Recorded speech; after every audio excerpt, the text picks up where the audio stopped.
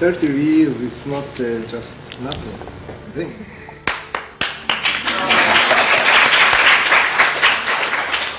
One of the things I won't talk about in this presentation is what happens in the headquarters in Rome.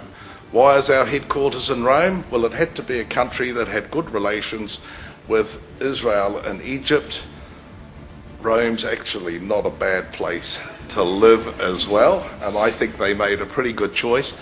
The other thing I will not talk about are violations to the treaty, because the only people they are shared with is the State of Israel and the Arab Republic of Egypt.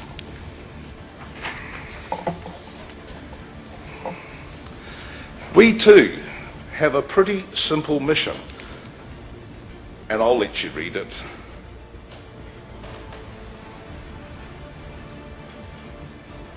But I think it goes much further, and it goes back to what Yarif said. We're there also to facilitate trust and to continue to try and build and maintain that relationship.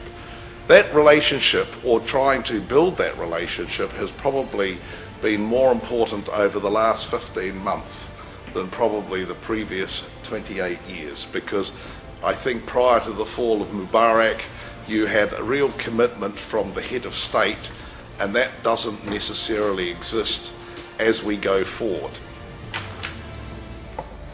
I think this is important, the zones of consideration. Why are we there?